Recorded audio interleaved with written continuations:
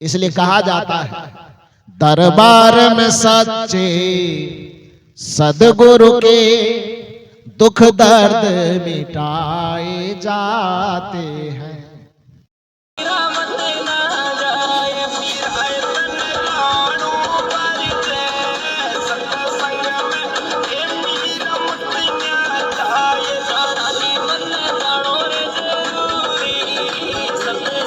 नाम है सत्संग का स्थान और गुरु का दरबार।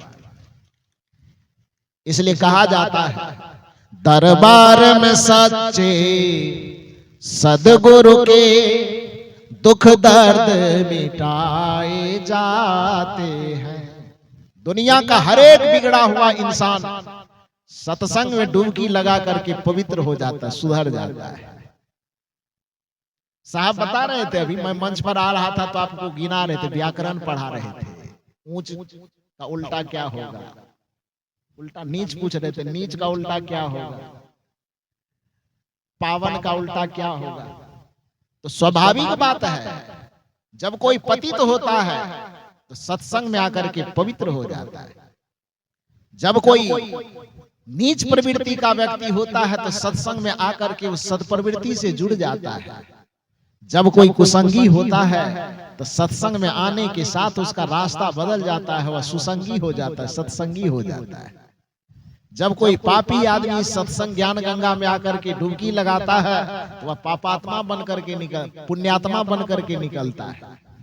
इसलिए सदगुरु का जो दरबार है, जब पूरी दुनिया से आदमी ठोकर खा जाता है तो सत्संग के दरबार में, गुरु के दरबार में आने पर वह सीने से लगा करके समेट लिया जाता है कि आओ तुम्हें यहां सुधार करके तुम्हारा उद्धार कर देंगे। कदाचित कोई भगवान के पास जाता है तो भगवान के पास सुधार की संभावना नहीं होती। कुछ लोगों को लगता है कि हम पाप किए, अपराध किए, भूल किए, चूक किए, भगवान के शरण में जाएंगे, भगवान क्षमा कर देंगे। भगवान की सृष्टि, भगवान की संरचना इस संसार में सुधार के लिए हुआ ही नहीं है। आपको जानना चाहिए, इस बात को समझना चाहिए कि पाप के सुधार के लिए भगवान का अवतरण इस संसार में हुआ ही नहीं है। क्यों? क्योंकि इस पूरे संसार में अवतरण के जो दो कारण बताए गए, अवतरण के दो आधार बताए गए, एक संत का अवतार और एक भगवंत का अवतार बताया गया ना। एक संत का और दूसरा भगवंत का। आपने देखा होगा जब यूपीएससी कोई क्रैक करता है विद्यार्थी तो वहां से दो प्रकार की धारा निकलती है, एक आईएएस की धारा, एक आईपीएस की धारा। दोनों का रैंक एक ही है, आईएएस आईपीएस। कोई कलेक्टर बनेगा, कोई एसपी बनेगा तो दोनों का रैंक बराबर होगा कि अलग अलग होगा? बराबर होगा। लेकिन दोनों का जो कार्य विभाग बंटवारा होगा वो अलग अलग होगा। आईएएस का कार्य विभाग होगा पूरे जिला के विकास कार्य को देखना, और आईपीएस का विभाग क्या होगा? पूरा जिला के प्रशासनिक व्यवस्था को संभालना होगा ना। हमारे बिहार प्रदेश में जब सरपंच और मुखिया का चुनाव होता है, जो आपके छत्तीसगढ़ में अभी होने वाला है, तो वहां का विधान है सरपंच प्रशासनिक व्यवस्था को देखता है और मुखिया जो है वो विकास व्यवस्था को देखता है। लेकिन यहाँ पर, हालांकि एक बार मैं कह दिया था, वहां बिहार से जैसा देख के आया था तो वही बात मैं यहाँ बोल दिया। बाद में कुछ लोग आकर के कहे साहब यहाँ ऐसा नहीं है। मैंने कहा तब कहा यार सरपंच का मतलब ही है विकास कार्य को देखने वाला, ऐसा ही है ना। सब फंड उंड का बंटवारा सरपंच यहाँ करते हैं, तो यहाँ जो प्रशासन व्यवस्था वाला देखता है, पंचायत वगैरह जो करता है, वो कौन सा पद है? वो पद नहीं होता है, सचिव होता है। नहीं, सचिव तो उसके साथ में सिग्नेचर उसका भी होता है। खैर अलग अलग विधान है, तो उसके उदाहरण को मत समझिए। लेकिन यूपीएससी में आप आईएएस आईपीएस को तो समझ सकते हैं। यदि कोई कलेक्टर है तो उसके जिम्मेदारी कार्य सौंपा जाता है कि पूरे जिले के विकास कार्य को वो देखे। और यदि कोई एसपी है तो रैंक तो उसका वही होगा, लेकिन उसका काम होगा कि वह पूरे जिले के प्रशासनिक व्यवस्था को देखे, न्याय व्यवस्था को देखे। यही न काम है उसका। ठीक उसी प्रकार से इस संसार में सनातन परंपरा में जो अवतरण के दो विधा बनाए गए, वो अवतरण के दो विधा है, एक संत का अवतरण, दूसरा भगवंत का अवतरण। और दोनों अवतरण को अपना अपना कार्य विभाग सौंपा गया। क्या सौंपा गया? संत के अवतरण का हुआ कि संत को कहा कि भाई आपका अवतार इसलिए इस संसार में हो रहा है कि जब जब इस संसार में अधर्म बढ़े, पाप बढ़े, विकार बढ़े, बुराई बढ़े, तो आप इस धरती पर जा जा करके पूरे दुनिया की बुराई का सुधार कर दें, इसलिए संत को इस संसार में भेजा गया। फिर प्रश्न हुआ कि भगवंत तब किस लिए आए भाई? तो कहा जाता है कि भगवंत का अवतरण इसलिए होता है कि जब जब पाप बढ़ जाए, विकार बढ़ जाए, बुराई बढ़ जाए, अवगुण बढ़ जाए, तो भगवंत इस धरातल पर आकर के पापियों का संहार कर देते हैं। अब दो शब्द आपके सामने में आया, सुधार और संहार। सुधार का मतलब क्या होता है? यदि कोई चीज बिगड़ा हुआ है तो बिगड़े हुए चीज को ठीक कर देना, यह सुधार कहलाता है। संहार का मतलब क्या होता है?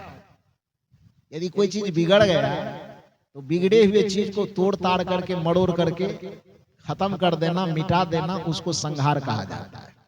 यदि आपको ये सुधार और संहार की परिभाषा समझ में नहीं आती तो एक उदाहरण मैं देता हूं।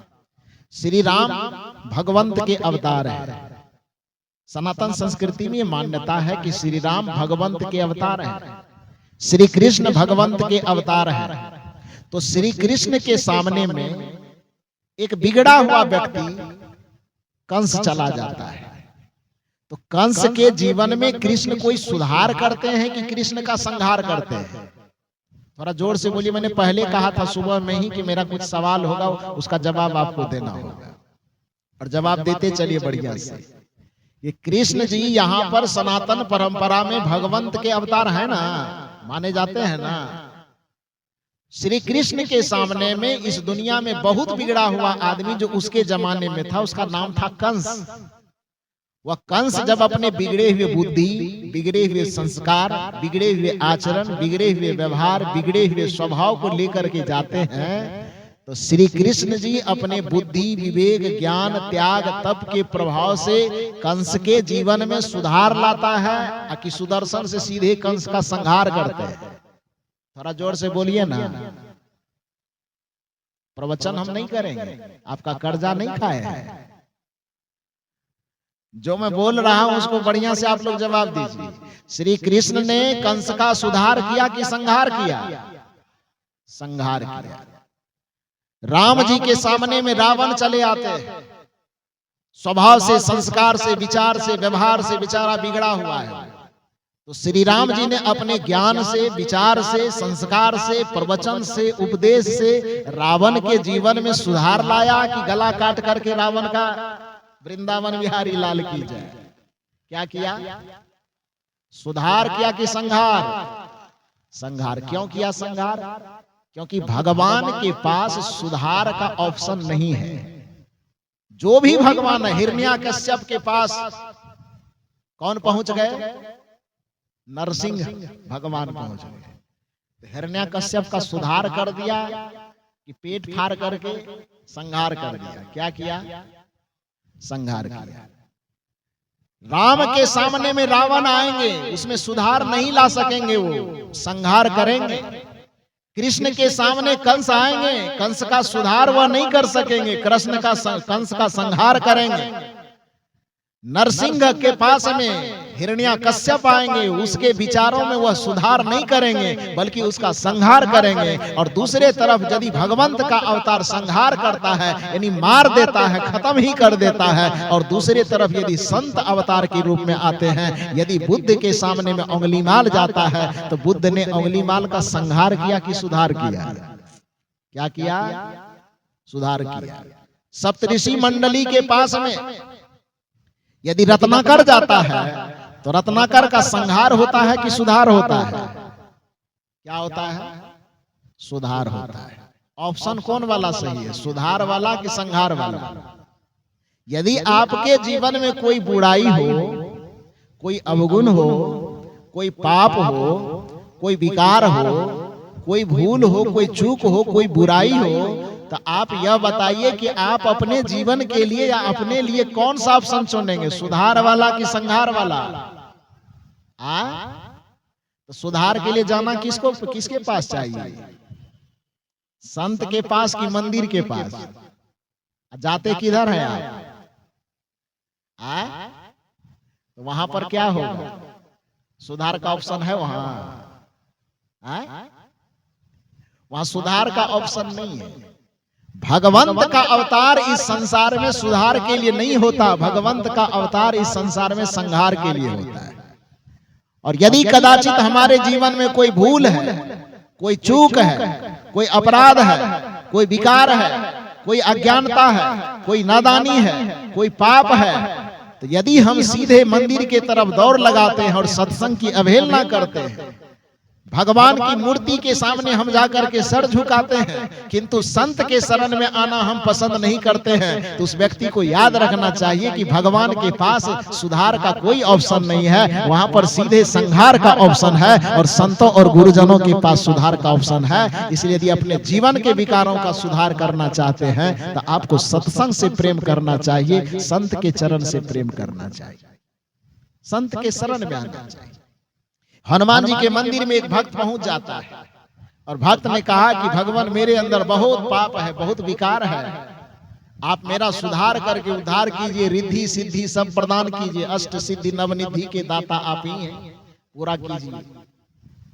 ध्यान से सुनिए, यहाँ हनुमान जी को मैं भगवान का प्रतिनिधि बना रहा और हनुमान जी यहाँ फैसला कर रहे। हनुमान जी कहे कि अच्छा एक बात बताओ कि तू सीधे मेरे सामने अष्ट सिद्धि नवनिधि लेने के लिए आ गया है, थोड़ा सा नारियल लेके, 1.25 केजी लड्डू लेके, एक बात बताओ कि वहां जो तरी घाट में सत्संग हो रहा था वहां गया था कि नहीं गया था? प्रयागराज से यतीन्द्र साहब आए थे, धमतरी से इधर हरेंद्र साहब आए थे, बिहार से अभय साहब आए थे, हरियाणा से उधर गुलशन साहब आए थे, तो इतने दूर दूर से संत आए थे तरी घाट में, वहां पर संत का दर्शन किया कि नहीं? ये कौन कह रहे हैं? हनुमान जी कह रहे हैं। भक्त ने कहा बड़ा गजब है, आप तो सबसे पावरफुल देवता है, चौराहे चौराहे पर बैठे रह करके पूरे सब की रक्षा करते रहते हैं, तो आपके जैसे पावरफुल बल और बुद्धि के देवता होने के बावजूद भी जब हम आपके शरणागत हैं तो हमको सत्संग में जाने की क्या आवश्यकता है, हमको संत के पास जाने की क्या आवश्यकता है?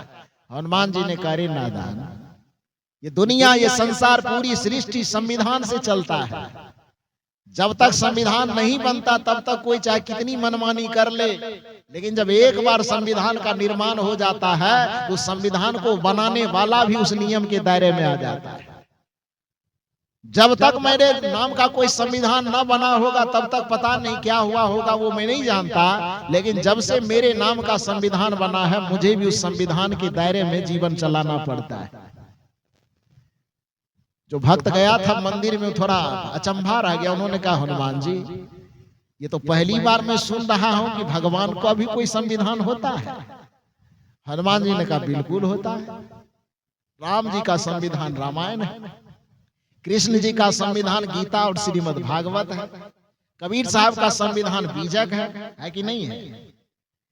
ईसा मसीह का संविधान बाइबिल है, तो हजरत मोहम्मद इस्लाम का संविधान, हजरत मोहम्मद साहब का संविधान कुरान है कि नहीं? सनातन संस्कृति में चलने वाले अपने संविधान वेद को मानते हैं कि नहीं मानते हैं? तो हनुमान जी ने कहा कि सभी संस्कृति में जीने वालों का अपना अपना एक संविधान होता है, धार्मिक विधान होता है। तो तुम मेरे मंदिर में आए हो तो मेरा भी तो कोई संविधान है। भक्त ने कहा, मेरा माथा चकरा गया, मैं कुछ समझ नहीं रहा हनुमान जी, आप बताइए आपका कौन सा संविधान है? हनुमान जी ने कहा, मेरा संविधान है छोटा सा हनुमान चालीसा। कौन सा संविधान? हनुमान चालीसा, वो मेरा संविधान है। और जब से वह संविधान बना उस संविधान के अनुसार मुझे भी कार्य करना पड़ता है। तो कहा, वो संविधान क्या कहता है प्रभु आप समझाइए। हनुमान जी ने कहा, कभी पढ़े हो कि नहीं पढ़े हो? आप लोगों से मैं पूछ रहा हूं, कभी हनुमान चालीसा पढ़े हैं? नहीं पढ़े? पढ़े हैं। कुछ लोग कहते हैं पढ़े हैं, कुछ लोग कह रहे हैं नहीं पढ़े। अच्छा, पढ़े नहीं तो कम से कम चौक चौराहे पर लाउड स्पीकर में जब बजता है हनुमान चालीसा तो सुने हैं कि नहीं सुने हैं? सुने हैं? कुछ पंक्ति तो याद होगी। 40 चौपाई की होती है वो, इसलिए तो उसको चालीसा कहा जाता है। पूरे कभी याद हो कि ना हो, लेकिन उसकी पहली पंक्ति आपने सुना है उसको, कभी उस पर विचार किए हैं? यदि उस पहली पंक्ति को सुने होते बढ़िया से और उस पर विचार कर लिए होते तो फिर संत और गुरुजनों की अवहेलना करने की आवश्यकता नहीं पड़ती। चाहे कितना भी मंदिर जाते रहते, फिर भी सत्संग से आपको प्रेम रहता है। और यदि आपने उस पर सुन करके विचार नहीं किया तो आज मैं सुना रहा हूं, इसको बढ़िया से सुनिए। हनुमान जी ने कहा कि मेरे संविधान को कभी नहीं पढ़े हो। भक्त ने कहा पढ़े हैं, लेकिन ध्यान नहीं दिए आप कहना क्या चाहते हैं। हनुमान जी ने कहा मेरे संविधान की पहली पंक्ति सुनो। श्री गुरु चरण सरोज रज निज मन मुकुर सुधार, वरनौ रघुवर विमल जसो जो दायकु फल चार, बुद्धिहीन तनु जानिके सुमिरो पवन कुमार, बल बुद्धि विद्या देहु मोहि, हरहु कलेश विकार। यह हनुमान चालीसा की पंक्ति है कि नहीं? इसको किसी कबीरपंथी ने लिखा है? इसको कबीर साहब ने लिखा है? इसको हनुमान जी का कोई भक्त होगा, गोस्वामी तुलसीदास जी के नाम से प्रचलित है। किसने लिखा किसी को पता नहीं, लेकिन नाम है कि गोस्वामी जी ने लिखा। मान लो कि गोस्वामी जी नहीं लिखा होगा, तो आप इस पंक्ति को देखें कि इस पंक्ति में क्या लिखा गया। श्री गुरु चरण सरोज रज, वर्णन किसका है? हनुमान चालीसा का जो वर्णन है वो किसके लिए है? हनुमान जी के लिए। लेकिन उसमें पहली वंदना जो लिखी गई है वो किसकी लिखी गई है? हनुमान जी की कि गुरु भगवान की? आए? और हम शनिवार हनुमान जी के मंदिर पहुंच जाते हैं, धो सत्संग से हमको क्या लेना देना है। हनुमान जी के भक्त ये है, भूत पिशाच निकट नहीं आवे, महावीर जब नाम सुनावे। ये महात्मा लोगों को कौन गिनता है? क्यों जाए? जिस हनुमान जी का नाम लेने के कारण आप कहते हैं कि सत्संग और संत की क्या आवश्यकता है, वो हनुमान जी आपको सिखा रहे हैं कि मेरे दरबार में आने से पहले तुमको कहां जाके डुबकी लगाना चाहिए? श्री गुरु चरण सरोज रज, श्री सदगुरु के चरण कमल में पहुंच करके सदगुरु के चरण से, मुख से, वाणी से जो गंगा, ज्ञान की गंगा प्रवाहित होती है, पहले जाकर के वहां डुबकी लगा लो तो तुम्हें पता चलेगा कि असली मंदिर कौन है और असली भगवान कौन है। किस मंदिर में हमें जाना चाहिए और किस भगवान की पूजा करनी चाहिए, ये अपने आप पता चल जाएगा। इसलिए कहा जा रहा है कि मंदिर आने से हनुमान जी अपने भक्त को कह रहे हैं कि मंदिर तू आ गया, हमसे अष्ट सिद्धि और नवनिधि मांग रहा है, लेकिन इतना बात याद रख कि सत्संग और संत की अवहेलना करने वाले किसी भी भक्त को, किसी भी व्यक्ति को कोई भगवान चाह करके भी आशीर्वाद नहीं दे सकता। जो संत की अवहेलना करता है, जो सत्संग की अवहेलना करता है, जो धर्म, ज्ञान और भक्ति से प्रवाहित इस ज्ञान गंगा की अवहेलना करता है, तो पूरी दुनिया की किसी भी देवता में यह सामर्थ्य नहीं है कि उस भक्त का उद्धार कर दे, उस भक्त का कल्याण कर दे। इसलिए किस मंदिर से आप आस्था रखते हो, आपके आस्था को धन्यवाद है। किस भगवान से आप आस्था रखते हो, अपने जगह पर आप आस्था रखे रहो। किस मंदिर में जाकर के आप सर झुका रहे हो, अपने जगह झुकाते रहो, लेकिन इतना ध्यान रखो कि अपने हृदय में, अपने मन में, अपने बुद्धि और विचार में संत के प्रति श्रद्धा और आस्था को गहरा करो। सत्संग के प्रति आस्था को डवाडोल न होने दो, बल्कि सत्संग के प्रति अपना इतना आस्था बनाओ और सत्संग में जाते जाते जाते जाते आपको पता चल जाएगा कि हमारा असली भगवान क्या है, भगवान का असली स्वरूप क्या है। और जब भगवान के असली स्वरूप को समझ जाएंगे, भक्ति के असली स्वरूप को समझ जाएंगे, ईश्वर के असली स्वरूप को समझ जाएंगे और ईश्वर की पूजा विधान को असली रूप में जान जाएंगे, तो फिर आपको बाहर भटकने की आवश्यकता नहीं पड़ेगी। आपका तन ही आपके लिए मंदिर हो जाएगा और इस तन रूपी मंदिर में बैठा हुआ आत्मा ही आपके लिए भगवान, परमात्मा और ईश्वर हो जाएगा।